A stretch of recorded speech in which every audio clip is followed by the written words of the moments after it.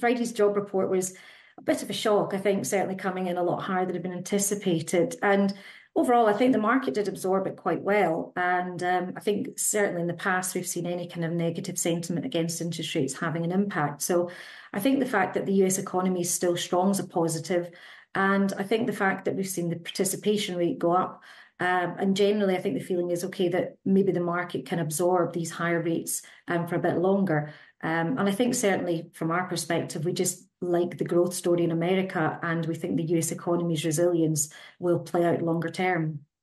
Zoe, the market did reverse though over the week, and we saw bigger falls on the Dow, for instance, than we saw over the Nasdaq over the trading week. Some areas tossed out. Healthcare was one. Banking names, if you look at some of the big banks, they were under pressure over the course of the week. Are there areas of the market now that will just be a little bit more sensitive to direction, given this monetary policy story we're talking about?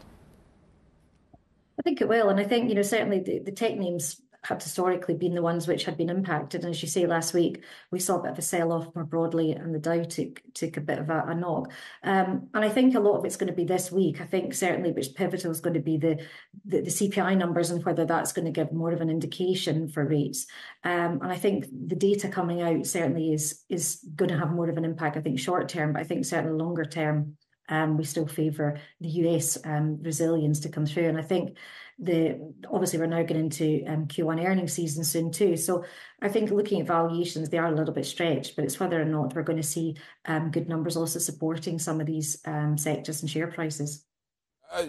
Good morning to you, Zoe. I mean, that stretched valuation sense then that you get out of the United States, I mean, does that run through to creating a spot of maybe not necessarily negativity, but a bit of a pause in the market, do you think? And does that mean that flows perhaps start to come out to Europe a little bit more? Is that going to be a base case for another time when things look a little bit different on the economic front?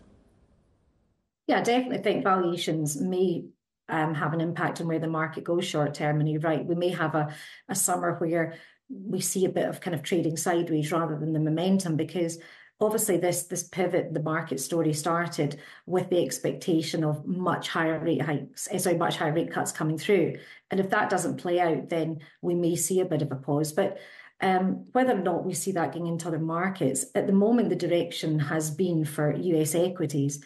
And, certainly we've seen inflows into that market quite substantially.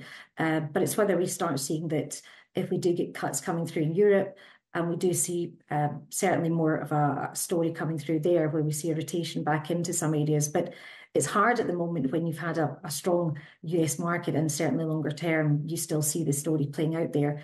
And whether we're going to see more of a rotation out of it, or whether people will just hold their nerve and wait a little longer for cuts to come through.